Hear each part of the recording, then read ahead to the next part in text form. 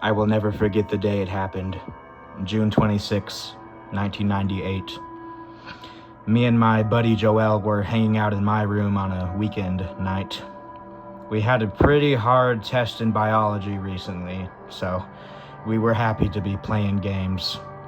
My father was out on a business trip to Mississippi, so I had to take care of myself for a few days while he was gone. My mother unfortunately died during her labor to me. As we were hanging out in the room, playing a jumping flash, Joel looks over and sees that I have a copy of Crash Bandicoot. He turns to me. "Hey man, why didn't you tell me you had Crash Bandicoot? That's one of my favorites." I look at him. "Well, you see, Joel, I think my copy's a little bit different." "What do you mean? What do you mean different?" I look at the floor, pondering if I should tell him. I was given a password when I beat Cortex, and it seems like my copy of the game is the only one that has this password. I watched my cousin beat Cortex too, and there was no password given, but I got this password. Joel turns to me. What password? What password?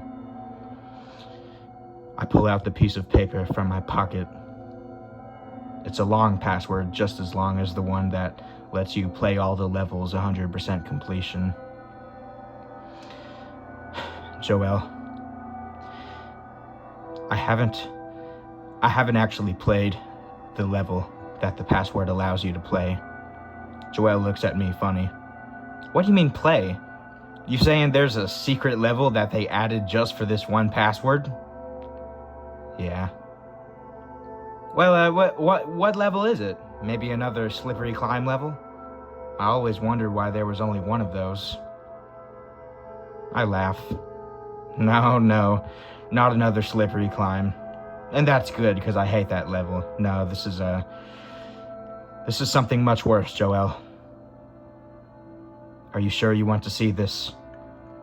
Joel looks kind of scared, but his love for Crash Bandicoot overrides him. Well, of course. I mean, it's one of my favorite platformers. I couldn't turn down seeing an extra level. I sigh. All right, then. But I'm just saying I haven't played the level yet. I just got to the loading screen. What's so scary about the loading screen? You'll see, Joel. You'll see. I punch in the long password and press start. A loading screen pops up, but it's not like any other regular loading screen. It shows Crash laying on the floor, motionless, with creepy laughter in the background. Laughter kind of reminiscent of Sonic CD's secret password with the creepy faces on the screen. Joel looks puzzled. This is a little bit creepy. I wonder why they did this. The level then stops loading. This is the part that I never saw. This is as far as I ever got before I turned the console off out of fear. It shows Crash standing on a small island surrounded by red water. The sky is reddish-orange, and there are moaning sounds in the background, screaming sounds. Me and Joel both get a shiver down our spine. We turn to each other. Joel says, Why would they put this in the game? It's a little creepy, isn't it? I sigh. I don't know, Joel. Should we play the level? There was only one level on the island, a level called Crash's Death. Joel looks at me. Crash's Death, huh? You know, it must be some kind of prank. Maybe they just put it out on this one copy to prank someone, you know? I look at Joel. Yeah, that's probably it, man. let's play the level. It can't be any creepier than the map, can it? We start the level. It is a jungle level, but the sky is red and it is burning everywhere. Kind of like that one level from the 5th world of Wrath of Cortex, but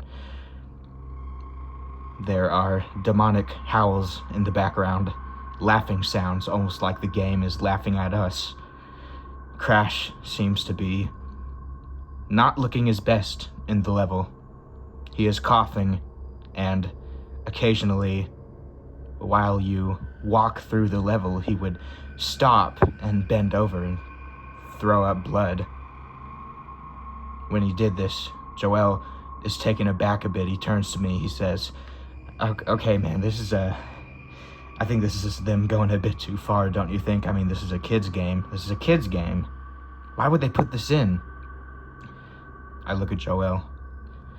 I don't know, man. But do you, want to keep going? Yeah, let's keep going. We continue through the level. It has absolutely no enemies or crates, just a long, winding road with a few pits to jump over. I fall into one of the pits accidentally, and suddenly the game glitches and a loud humming sound occurs. The screen turns entirely red. I reset the game and punch in the password again and get back to the level. Only this time, it looks different. There is now no more red sky. The sky is completely black, and Crash's face has no eyes. The level is completely silent. No more demonic cackles or anything. Joel turns to me, he says, Who put this in the game, man? Who would do this? This is just sick. I don't know, Joel, but look, I know we're both scared, but we gotta see what's at the end of this level, man. We gotta. I know you're just as curious as me about it. Come on. I mean, we're in middle school, right? We're grown-ups now. Joel sighs. Yes, I suppose you're right. It is only a game, is it? I keep walking through the level. Eventually, the fire comes back. The level starts burning even more. Fire goes everywhere. Fire gets a little on Crash's fur, and Crash starts screaming. We both look at each other in fear. Then Crash jumps in a lake without me controlling him. He gets the fire off, and then he stares at the camera. Again, with no eyes, but this time, his mouth is gone too. He just stares at the camera. I try to press the directional buttons to move him, but I can't. He just keeps staring at the camera. Then the level cuts to black. I turn to Joel. Was that it? Just some weird cutscene of Crash? Before I finish my sentence, the level starts up again. The red sky is back, but there's no more fire. The level is very dark, and it's almost as dark as Lights Out, but it doesn't make any sense since the sky is red and it's not night. I try to navigate through the level as best as I could, jumping over the pits. Crash still is completely featureless, and this time he's not even wearing shoes. The demonic screaming and the moaning sounds come back. This time, it really sends a shiver down our spine. It sounds like someone is being tortured with a medieval torture device, screaming as loud as they possibly can. The screams are mixed in with demonic laughter, and eventually I get to the near end of the level. Crash starts coughing a lot more than previously. He bends over, and a cutscene plays of Crash throwing up more blood. Crash then collapses on the floor, and the screen cuts to black once more. This time, though, instead of it cutting back to the level, it shows Cortex in his castle, crying, talking to himself.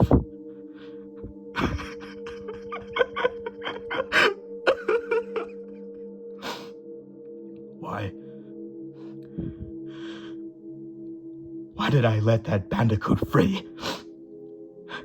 Why?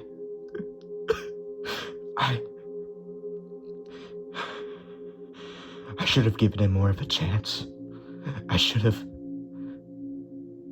The buzzer sound comes back and the screen freezes.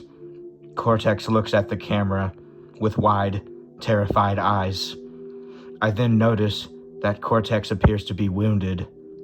It's almost as if Crash tried to murder him, which, as we both know, Cortex fell off the blimp in the first boss fight anyway, but we know he didn't die in the second game, but this time he looked wounded. He was bleeding, and Joel and I are both completely frozen by this point. We don't even know what's going on anymore, and Cortex is just staring at the screen while the buzzer sound plays. The buzzing stops, and Cortex looks back down at the floor. I'm sorry, Crash. I'm sorry. Stop it. The screen then cuts to black. It cuts back, and it shows Cortex lying dead on the floor. I then realize that Crash must have killed Cortex, and then through the brawl Cortex and Crash had, Crash must have died too. I assume that the Cortex cutscene was taking place before the Crash dies level. I don't know why it played after, but me and Joel were just completely shocked by this point. We didn't even know what was going on. Both Crash and Cortex were both lying on the floor, dead. And then laughter starts playing, but this time it's not just regular laughter. The laughter sounds like it's coming from my closet instead of my TV. Me and Joel both jump up. I grab the pocket knife in my drawer. I creep up to the closet and open it. Nothing. There's nothing there. Cortex then gets up and stares at the screen. Why did you let this happen? Why did you put in the password? I'm stuck here forever! Forever! We're both gonna be stuck here together. Why? I created him for... I didn't mean for this. The console then turns off. Me and Joel look at each other. We try to turn the PlayStation back on, but it won't turn back on. Ah, man! Is the console busted or something? I turn to Joel. Maybe it's for the best, man. We both stare at each other. You wanna play some Atari? Yeah, I guess so. I still like Atari games. So me and Joel both go to play Atari games, trying to forget of what we saw. But it's really hard to forget. It's really hard to. And I will always wonder why this one copy of the game had this in it. Maybe somebody on the development team had issues with the game and they were spiting it. I don't know, but it ruined the game for me. It's 2025 and I still haven't ever picked up Crash Bandicoot again, nor used a PlayStation. I've always felt a little different ever since that happened. I almost feel like Cortex was a living